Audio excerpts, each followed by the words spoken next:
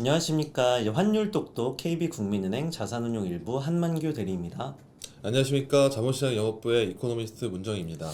먼저 이제 저번 주 환율 이제 동향 어떻게 됐는지 한번 살펴보고 갈게요. 이제 우리나라 시간으로 수요일이었습니다. 이제 환율이 1,400원, 1,300원 중반대로 이제 급락하기 시작했던 지점인데 아무래도 저저번 주만 해도 시장은 사실 다소 매파적인 연준의 태도에 좀 걱정을 하는 태도였다면 이제 8일 이제 시작된 미국의 중간 선거죠. 이제 분위기가 중간 선거가 좀 분위기 반전에 좀 트리거가 되지 않았나 이렇게 생각할 수 있을 것 같습니다. 하원은 이제 공화당, 이제 상원은 이제 박빙을 좀 보이면서 이제 야당인 이제 공화당이 승리를 한다면 바이든 정부의 정책 여령이 약화되겠죠. 그러다 보면 이제 재정 제출도 약화될 거고 좀 미국 경제 성장이 둔화가 된다면 이제 연준이 긴축 속도 조절을 좀 하지 않을까 기대가 생겼기 때문에 아마 좀 하락한 걸로 봅니다.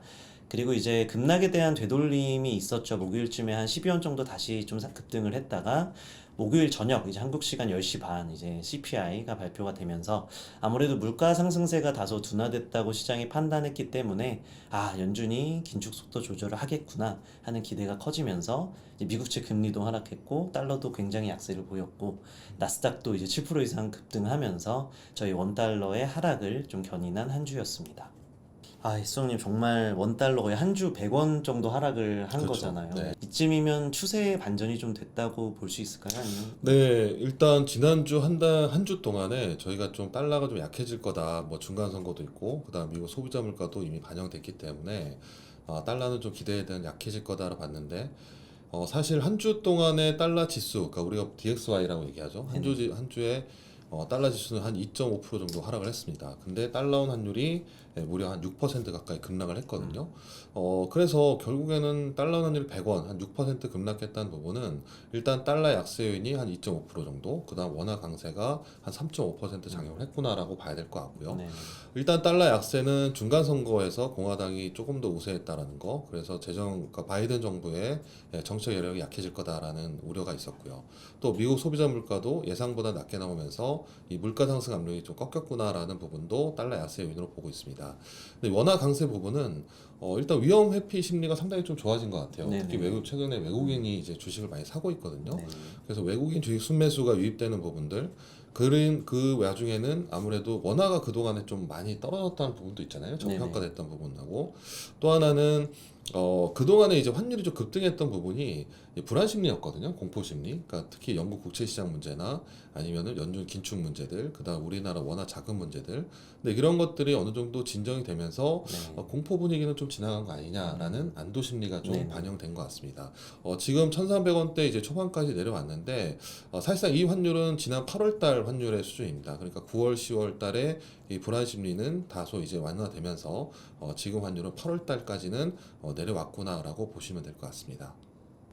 네, 금주 그러면 이제 환율 흐름도 아무래도 좀 중요한 경제적 포인트 설명 한번 부탁드려도 네, 될까요? 네. 뭐 금주에도 달러가 좀 많이 하락했습니다. 금리도 많이 떨어졌고, 그래서 이번 주에 주목할 지표로 본다면 15일에 생산자 물가 전형이 발표될 예정이고요. 16일에는 이 미국의 소비 경기를 보여주는 미국 10월 소비 판매가 발표될 예정입니다. 일단 생산자 물가 자체는 뭐 지난주 이제 소비자 물가처럼 일단 3분기 고점을 좀 확인한 것 같고요. 근데 물가가 전월비로는 올라가지만 전년비로는 기저효과 때문에 떨어집니다. 그래서 아마 물가는 이제 좀 떨어지겠구나라는 것을 확인할 수 있을 것 같고요. 소매 판매 같은 경우에는 전월비로는 0.9% 증가할 거로 보고 있는데 지난 9월달 소매 판매가 좋지는 않았습니다. 그래서 기저효과 때문에 판매는 좀 늘어날 거로 보고 있는데 전년비로 보면은 소매 판매 증가율도 거의 이제 플랫하거나 아니면 좀 떨어지는 분위기거든요. 그러니까 미국 경제에 대한 기대가 약해진다라고 봐야 될 것 같고요. 두 지표가 예상치에 좀 부합한다면 일단 미국의 물가 상승에 대한 우려도 완화되고 그다음 미국 소비 경기하고 전반적인 경제 성장 자체가 달러를 지지하기 좀 어렵지 않느냐. 그러면은 달러가 단기적으로 급락했기 때문에 반등을 하더라도 다시 추세적으로 좀 약세를 보일 가능성이 높다라고 보고 있고요. 주 후반에 이제 15, 16일 날부터 이제 있을 이제 G20 정상회담도 있습니다. 이 정상회담은 상당히 중요한 거거든요. 그래서 아마 글로벌 정책에 대한 얘기들, 그 금융 시장에 대한 얘기들, 그리고 G20에서 이런 정상회담이 만났을 때 뭐 러시아 문제에 대한 얘기도 나올 수 있고, 그다음에 중국 지도부 문제, 미중 갈등 부분도 있잖아요. 그래서 그런 부분들이 만약에 얘기가 잘 된다면 시장에는 조금 더 긍정적이다라고 봐야 될 것 같습니다. 그런 부분에서 위험 선호 요인이기 때문에 이 위험 선호는 달러보다는 비달러 통화, 특히 원화에는 또 강세 요인으로 작용할 가능성이 높습니다.